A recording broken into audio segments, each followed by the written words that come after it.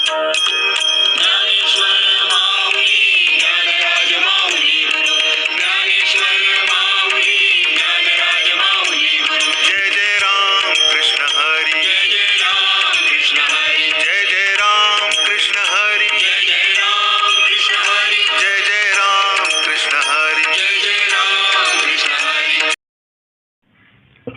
Ram Krishna Hari, friends. Today Haripat number 13. Samadhi harisi samasukhe veene na sadela jnana dvaida buddhi. Buddhi che vaibhava anya nahi tujhe eka kesavaraje sakala siddhi. Riddhi siddhi nidhi avakicha ubadhi javadya paramanandi mana nahi. Jnanadevi Ramya Ramala Samadhana Hari Che Chintana Sarvakala. This is what the 13th Haripat. We know the Haripat is all about developing the love feel towards God. In this particular Haripat, he is again insisting the importance of Hari feel in developing other practices. He is also insisting that whatever the material wealth or whatever the facilities you may have, but still if you don't have the Hari in your mind, everything is going to be wasted. Let us see one by one. Samadhi harisi samasukhe veene na sadela jnana dvaida buddhi. We all know very well that the Haripat is, of course, is mainly insisting about the bhakti, to develop the Hari feel, to develop the love towards the Hari. But in the whole of the Haripata, we can able to understand that the whole knowledge is also, he is indirectly giving it. And now he is giving Dvaida Buddhi. He is the word which is used to understand the Jnana Yoga. Advaita means it is purely Jnana Yoga, and if a person who is in Dvaita Buddhi, who has to be transformed into Advaita in the Jnana Yoga, and that has been presented in this line. So we must try to understand what is Dvaita Buddhi. It is very easy. If you feel there is duality in this world, in the sense that except God, nothing has existed. This is what we call it as Advaita Buddhi. There is only one is existed in this whole world. But if you think, if you find any difference between one another, whether it's between human beings or between animals and human beings or between the living things and non-living things, then we are in Dvaita Buddhi. So we must feel that in the whole world everything is the manifestation of one and the same, and there should not be any difference between anything in this world. When we say that everything is one and the same, it is impossible to say something is high and something is low. The moment our mind started feeling everything is one and the same, or everything is same, equanimity, nothing is higher, nothing is lower, nothing is top, nothing is bottom. So when we are able to cultivate this mind, there is no chance for ego to develop. There is no chance to develop the likes or dislikes. See, the people are getting addicted for something and people are hate something. These are all the two major viruses which is corrupting our mind. The whole of the spirituality aims to destroy these likes and dislikes only. And if we are able to destroy these likes and dislikes, it is ultimately you are able to destroy the ego also. The ego, likes and dislikes are the main enemies in the purification of our mind. And here the God says that na satela jana dvaida buddhi. It is impossible to remove this duality in your mind. So this It's impossible, it doesn't mean that it is impossible, provided that if you don't have a Haribhava in your mind, it is extremely impossible to destroy this by the buddhi. This is what Jnanadeva wanted to say here. See, Samadhi Harisi. Samadhi, normally the word has been given for the Yoga Marga, that means Ashtanga Yoga, wherein the final state comes as Samadhi. But here Jnanadev used this word Samadhi Harisi. That Samadhi, the Samadhi which you attained through the Ashtanga Yoga after several years of practice, the same thing can be achieved if you develop a love towards Hari. So if you are filled with love inside your mind, then automatically you are in Samadhi. Samadhi Harisi. And again he is telling Samasukha.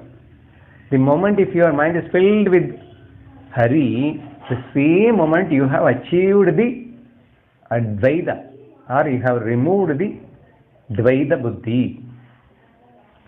Samasukha. Samasukha means what? We are seeing everyone and everything as Hari only. The moment when we are able to see everything and everyone as Hari, then automatically we are seeing Sama, that means equal. The moment when you see everything is equal and that also Hari, then automatically you are enjoying everything in this world. Okay, so this is the major thing God is insisting here, our Guru is insisting here. Provided, now he is telling that Veena means if you don't have Haribhava, automatically you cannot have even Samasukha also.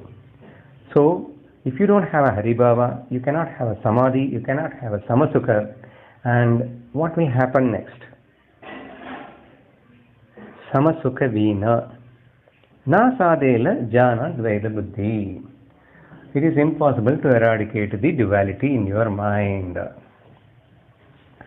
So one may ask that there is a path called Jnana Yoga and it teaches about all these things only.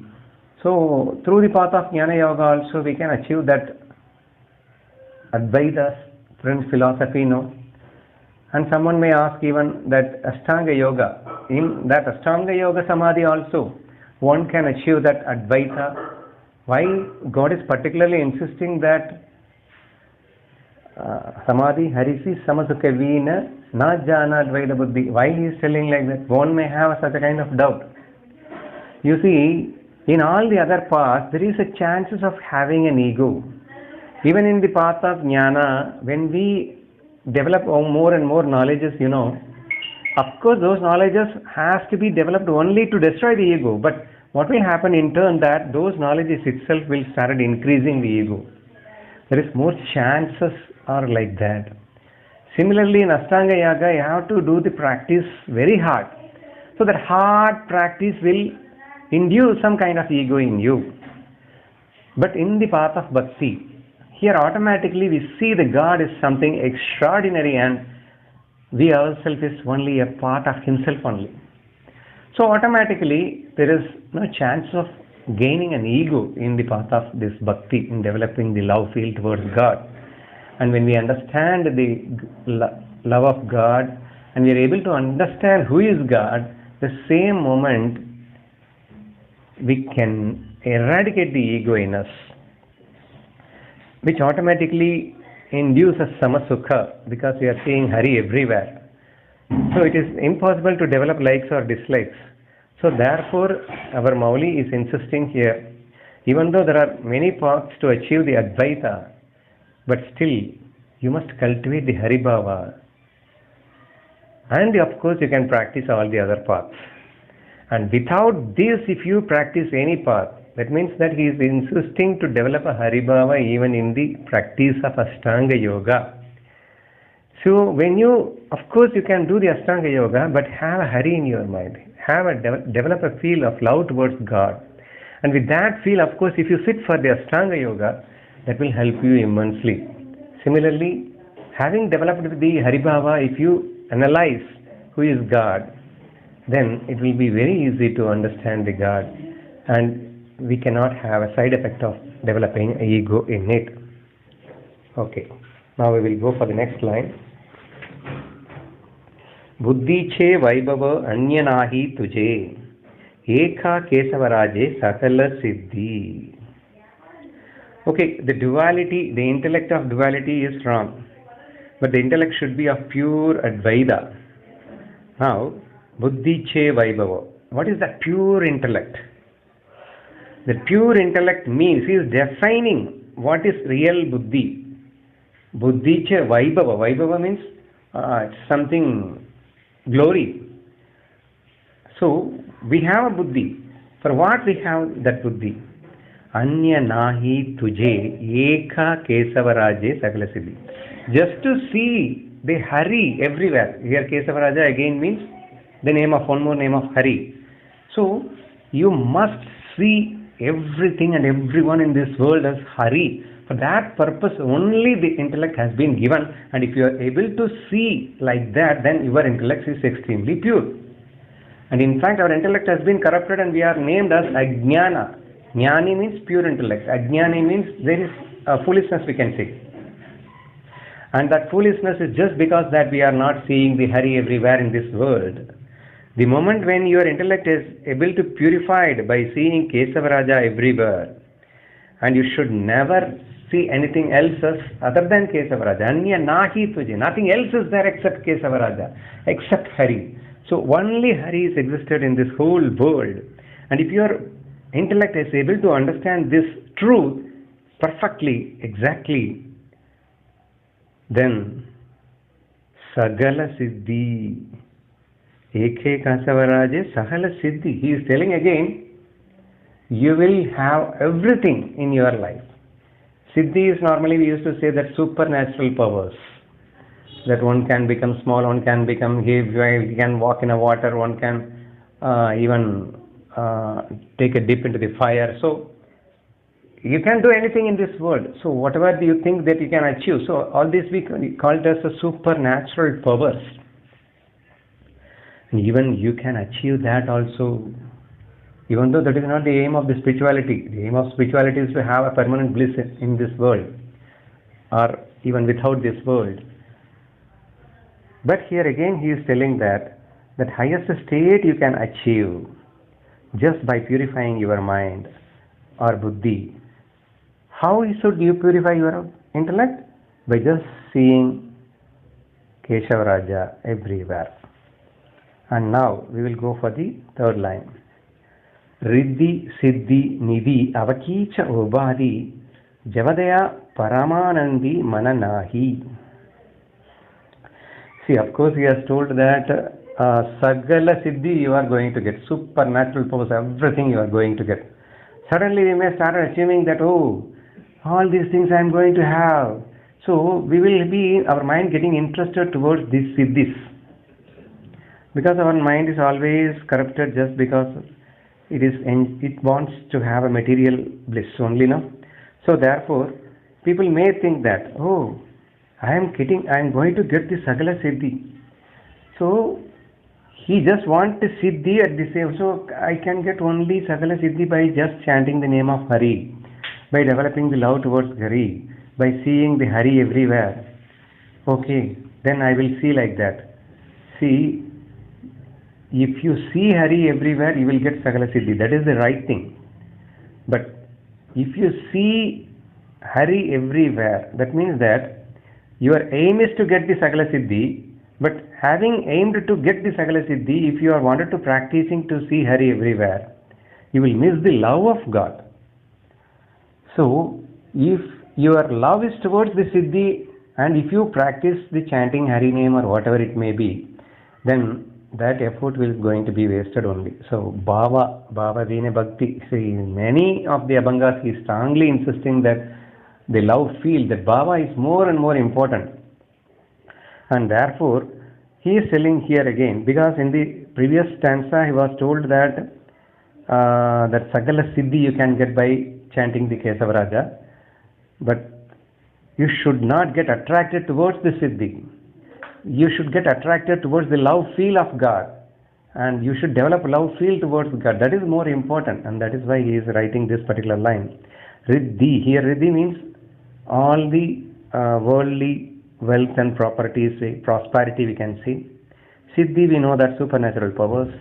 Niti, again, all the necessary worldly things like good friends, good relations, family, children, like whatever the people feel that it is good for me, all the benefits we can see of this material world one can get. This is what we call as niti. But these riti, riddhi, siddhi, niti, avakicha, ubadi, they are all going to be obstacles only. Because that will definitely not allow you to develop the Hari feel. Hari feel can come only by understanding the Hari. By having money, by having siddhis, by all these things, definitely you are not going to have Hari in your mind. Because this will distract your mind. This will not allow you to develop love feel towards the God. And therefore it is going to be an obstacle in your path.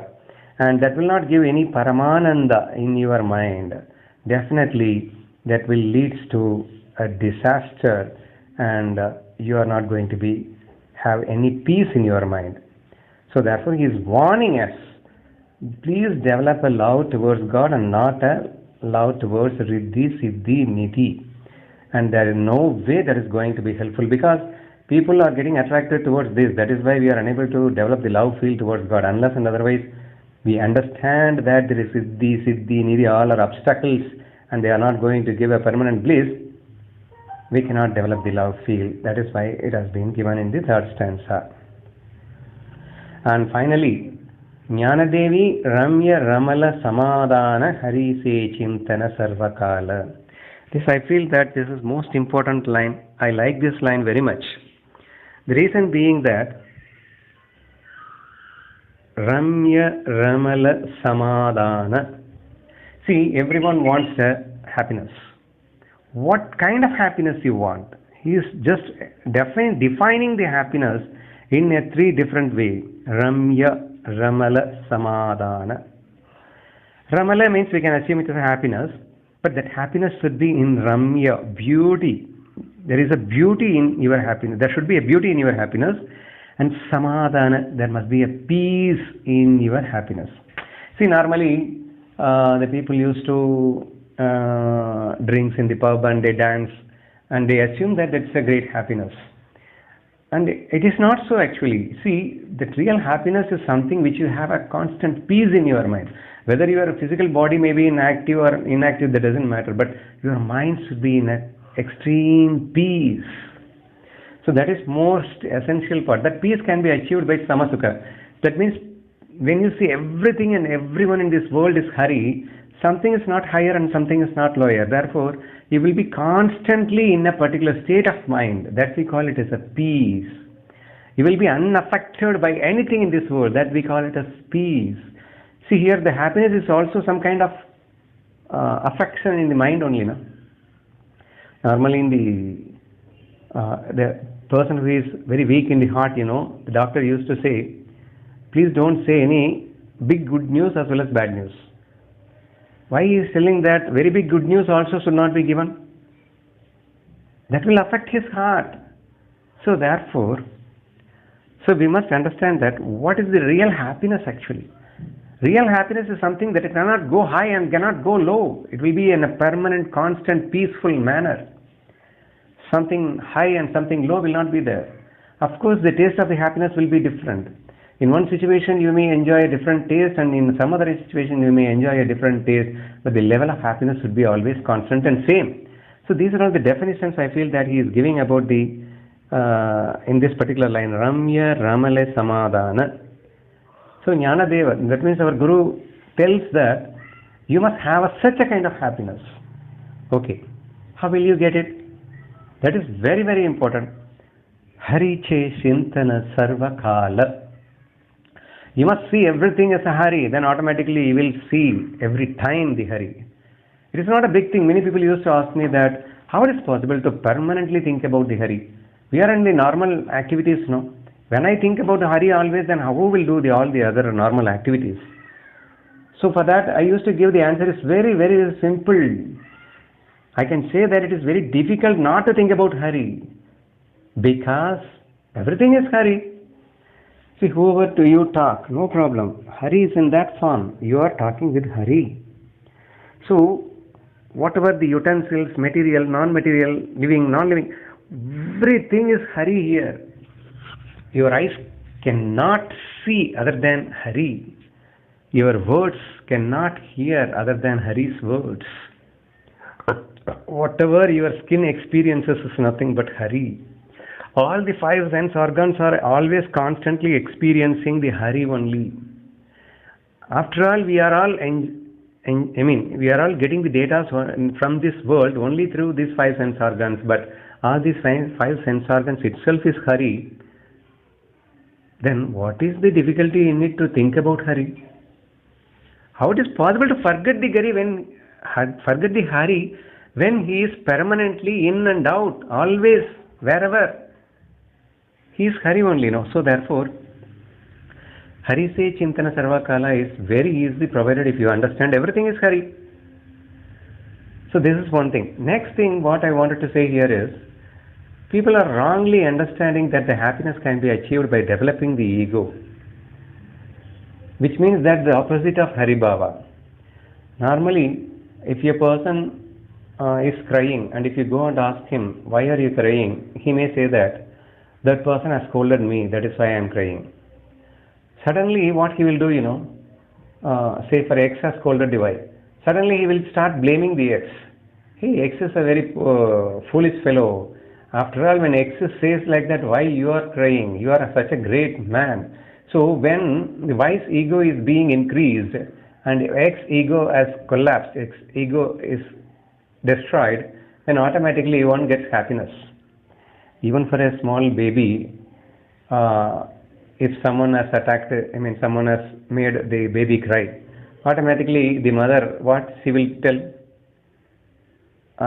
Say, for example, uncle or mama, let us beat this mama, let us beat this uncle, come on dear, don't cry, don't cry. So, if you beat, that means that by way of revenging, by way of making others unhappiness, people assume that I can get happiness because he is responsible for my suffering. Therefore, if I make him suffer, then automatically I will be happy. So these are all 100% foolish thoughts that we have everywhere in this mind. But here in this stanza, God particularly says that those happiness are not real happiness. It's very, very temporary happiness. Ramya Ramale Samadhana, that you cannot get it. There will not be any beauty in your happiness. There will not be any peace in your happiness. So the momentary happiness that may lie by developing the ego, but only through destroying the ego you can have a permanent happiness. That is possible by developing the Haribhava. Destroying the ego is that easy by developing the Hari Chintana Sarvakala. When you are able to see everything is Hari, how will you develop an ego towards Hari? But if you see something different from Hari, automatically you are developing the ego. And therefore, I feel that this particular stanza is very, very important. Let us never forget the Hari under any time, and we will try to enjoy the Ramya Ramala Samadhana. Thank you, friends.